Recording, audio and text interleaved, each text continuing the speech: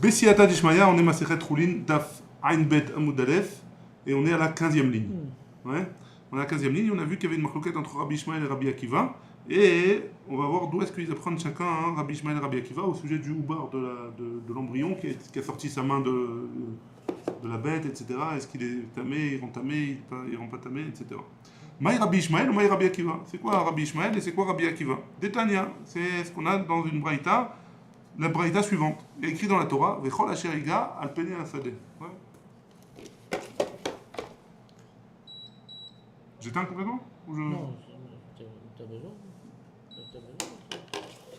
T'as besoin. C'est pas grave. S'il y a besoin, on rallume. Vechol asher, il est écrit dans la Torah, Vechol asher iga al penei hasadeh. Et tout celui qui a touché est un mort qui est al penei hasadeh, sur le champ. Il est marqué dans la suite du passouk, au bémet, ou alors il va aller dans un champ. Non, le premier, c'est quand il va dans un champ où il y a un mort. Le deuxième, c'est il a touché un mètre. Itma shivat yamim, il va être impur pendant 7 jours. Pourquoi il y a marqué al penei hasadeh? Leoti ubar bemei isha. Ça vient nous exclure le ubar, l'embryon, qui est dans les entrailles d'une femme. Du vrai Rabbi Ishmael, d'après les paroles de Rabbi Ishmael. Ça veut dire que si jamais la femme a un embryon mort dans son ventre, et qu'un homme il l'a touché d'une manière ou d'une autre, cet embryon, il n'est pas impur.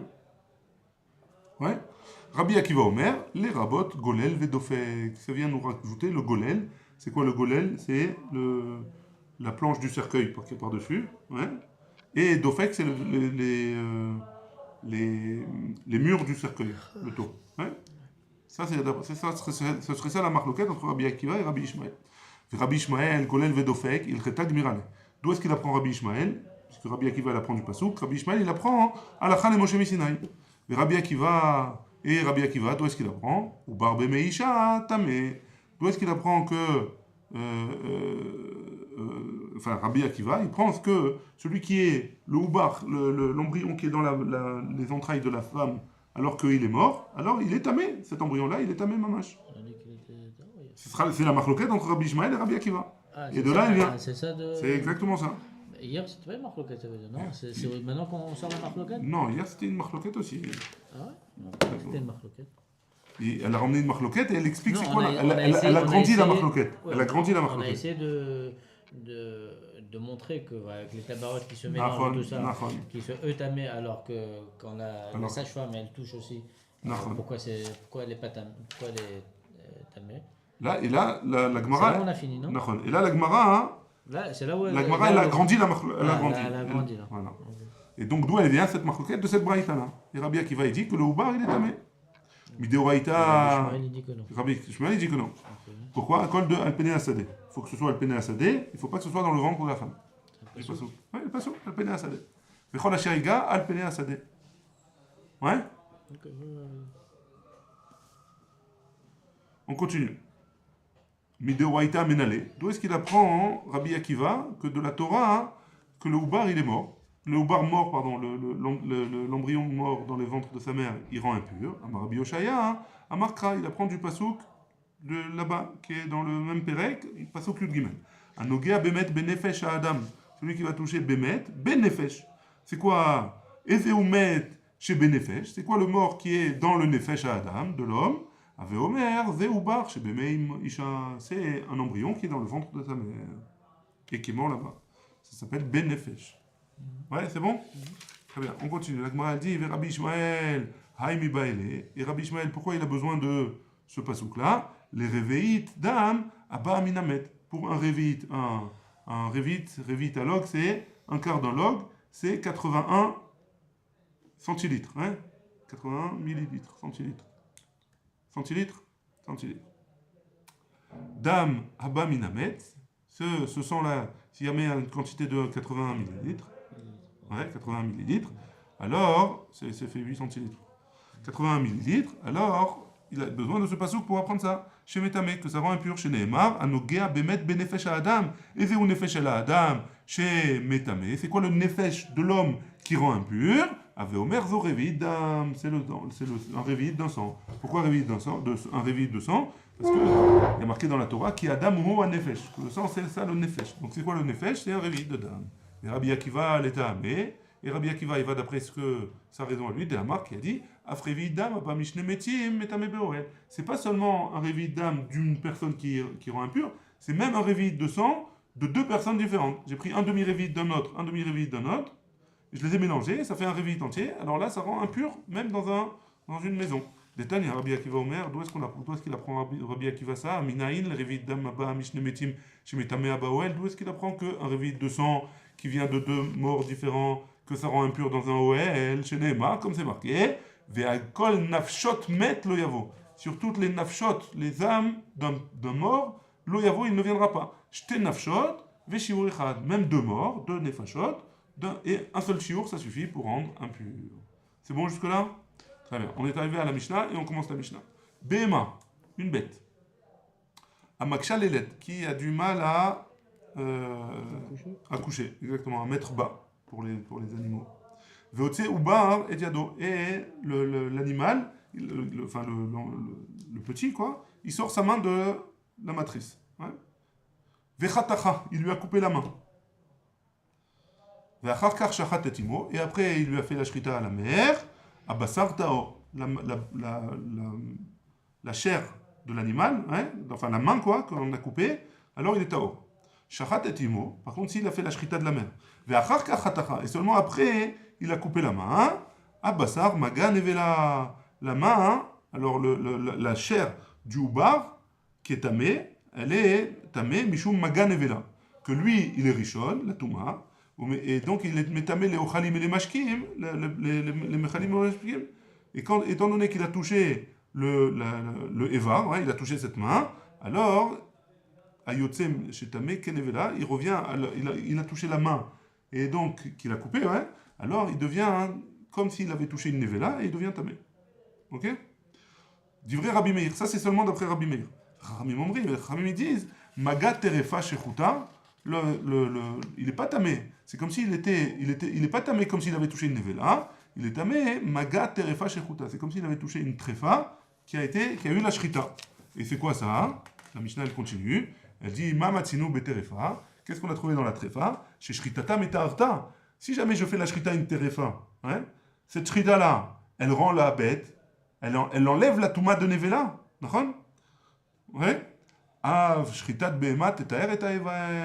Et donc même si je fais la shrita, donc ça c'est les chachamim qui disent à Rabbi Meir, donc même si je fais la shrita et après seulement je coupe la main, alors dans ce cas-là ça rend pur, ça enlève l'impureté de Nevela.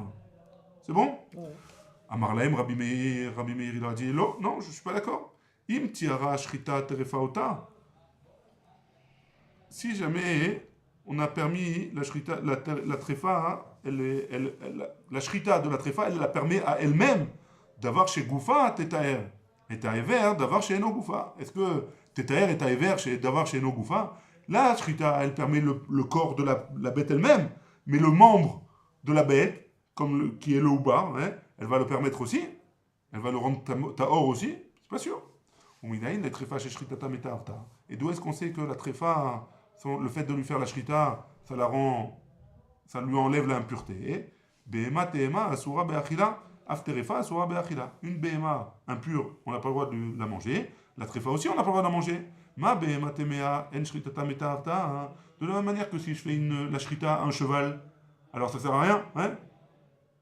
Metaharta, aftrefa lo tetaharna shrita. Même la trefa, ça ne va pas rendre pure la shrita. La shrita, elle ne va pas la rendre pure. On ne va pas la rendre pure. La Gemara, elle rejette ça. Elle dit si tu m'as dit sur la Behema Tema, chez Loaïda la Shahata Kosher, il n'y a aucun moment où on peut la permettre cette bête-là.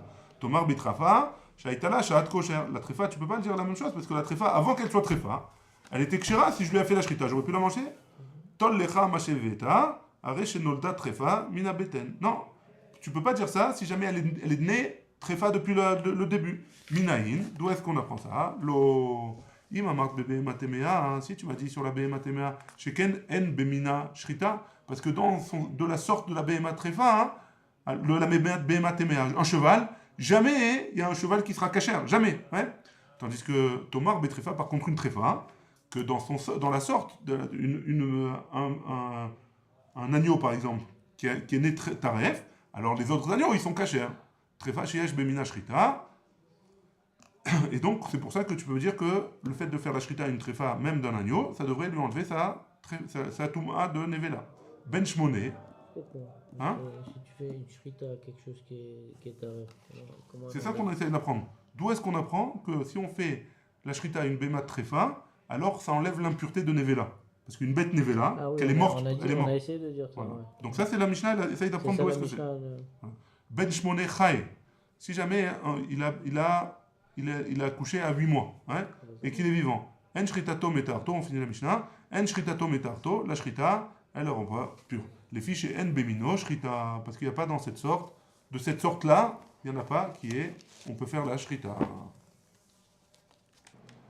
Alors on est arrivé à la Gemara. La Gemara, elle va traiter la première marloquette, enfin il y a une seule marloquette dans la Mishnah, mais en tout cas elle va traiter la marloquette qu'il y a eu dans le début de la Mishnah. Qu'est-ce qu'elle avait dit au début de la Mishnah? On va expliquer plus en profondeur. Au début de la Mishnah, on avait dit que si jamais j'ai fait la shrita à une bête qui est enceinte. Hein.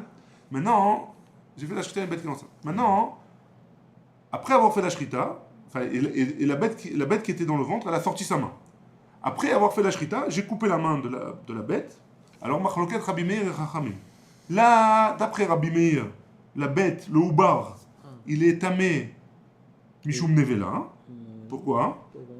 Parce que le houbar, il est Raoui, il est Kabel Touma maintenant, parce qu'il est considéré comme Ochel, parce que j'ai fait la shrita à sa mère. Et en coupant la main, elle a touché le fœtus, hein, elle était Mechouberet, elle a touché le fœtus. En étant Mechoubar, la main, elle est comme si elle était Nevela. Et elle rend impure la bête, Mishum Maga Nevela, comme si elle avait touché une Nevela. Ouais. Ça, c'est d'après Rabbi Meir. D'après Rabbi Meir, dit, non, c'est pas Mishum Nevela, c'est Mishum Trefa. Elle est pas, c'est comme si quelqu'un il touchait une Trefa. Est-ce qu'il y a une impureté ou pas? Ça, c'est autre chose. Mais en tout cas, comme s'il touche une Trefa, un homme touche une Trefa, la même chose, ce houbar-là, c'est comme s'il avait touché une Trefa. Ouais.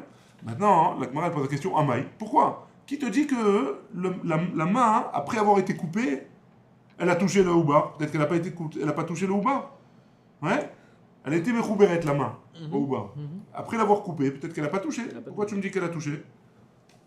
Amaï. Toumat betastarim, c'est toumat betastarim. Betastarim, ça veut dire que c'est dans les entrailles. C'est quelque chose qui se trouve à l'intérieur des entrailles. C'est toumat betastarim. Ve toumat betastarim. Et la touma qui est dans les betastarim. L'ometamia, elle ne rend pas impure. Ouais.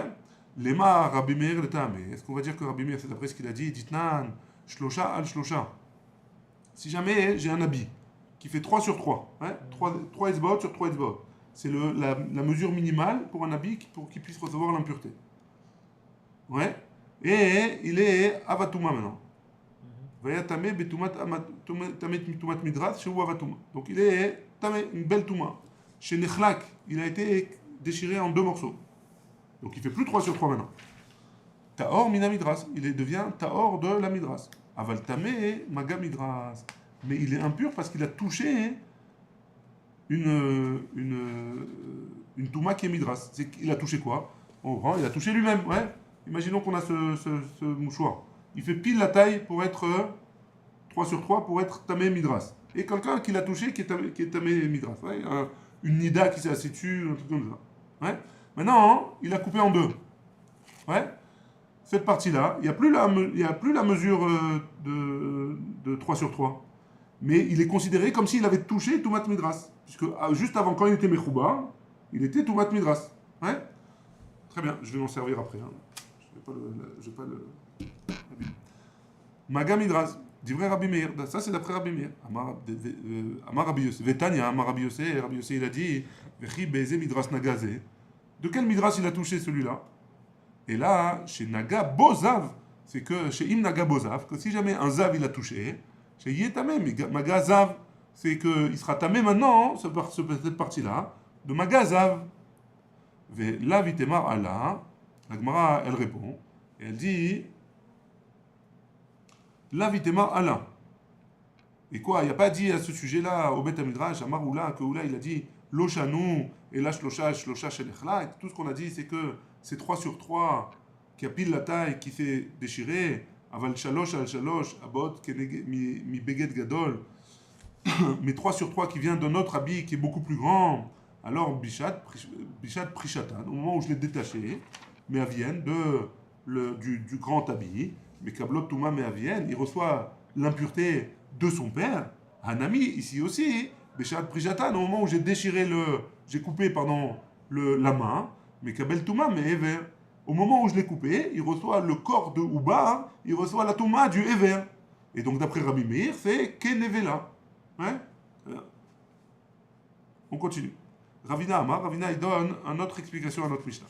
Beged, lave le chaticha kaen. Un beged, un habit, il vient pas pour être déchiré, hein? C'est pas pour ça. Oubar, le chaticha kaen. Par contre, un oubar, la bête qui est dans le ventre de sa mère, hein? Alors, il est fait pour être coupé en morceaux et manger la viande. Et chola omed l'artor, et tout ce qui est là pour qui est omed, qu'on va finir par couper en morceaux, kechatour damé, c'est comme si déjà il était coupé. Et donc, si déjà il était coupé, alors, au moment où la bête on lui a coupé, au moment où on a coupé la main, alors, elle était encore mechoubar au tout le reste du corps. Et donc, c'est comme s'il a touché. Hein? Keman, comme qui ça va? Ke Rabbi Meir, comme Rabbi Meir, Ditnan, comme c'est écrit dans Masechet Mikvaot, Perek Yud, Mishnah He. Kol Yedot Akelim, toutes les mains des Kelim, c'est-à-dire les manches des ustensiles, chez En Harukot qui sont longs, Ve'atil les Katsetan et qu'on finit par couper, Madbil admekom mida. On le trempe dans le mikvé, hein? Admekom mida, jusqu'à l'endroit où on veut le couper. Dit vrai Rabbi Meir, d'après Rabbi Meir. Même si on l'a pas encore coupé, on le trempe jusque là-bas et c'est bon. Et l'endroit où on va couper, hein? Ça va pas toucher l'eau du mikvé. Hein? Malgré tout, Rabbi Meir dit que c'est bon. Chamim omrim, adche adbil et kulo. Non, il faudra le tremper entièrement, même le manche qu'on va couper. Filouté marabanan. Tu peux dire que même c'est comme Chachamim. Chibouré ochalin keman de mifrete dame. Donc même Chachamim, tu peux dire qu'ils sont d'accord avec ça. Pourquoi? Parce que et donc ils ont dit que pour la nourriture, ouais, les morceaux de nourriture qui vont être emmenés à être séparés, qu'on risque de couper, c'est comme s'ils étaient déjà coupés. Même Chachamim, ils sont d'accord avec ça. Pour les ustensiles, ils sont pas d'accord, mais pour la nourriture, ils sont d'accord. Ungi badade, et c'est comme s'ils touchaient l'un l'autre. Bishlama leoula, on va jusqu'au 2 points. Mechila. Bishlama leoula, ça va bien d'après Oula. Aïnou de katane chatacha, parce que Oula, il a dit que on a katane chatacha, on a coupé la main. Ouais, c'est la raison pour laquelle il est tamé. On a coupé la main après avoir fait la shrita. Et là, les Ravina, mais d'après Ravina, que même quand le membre il est collé, alors il fait passer la touma, ou c'est comme s'il avait touché. Maïchatacha. Pourquoi j'ai besoin qu'on enseigne qu'il a coupé? Si la main elle est dehors, ça y est, c'est tamé, même si on n'a pas coupé la main. Haïdi de Tana Veshachatacha, étant donné qu'au début on a enseigné qu'on a coupé la main, on a coupé la main et seulement après on a fait la shrita. Tana Misefa Chatacha. Donc dans la fin de la Mishnah, on a enseigné même qu'on a coupé, même si on n'a pas vraiment besoin de dire qu'on a coupé. Ouais, et c'est comme ça que Ravina il a enseigné. Et on est arrivé aux 2 points. Baruch Adonai, là on a. Amen. Amen.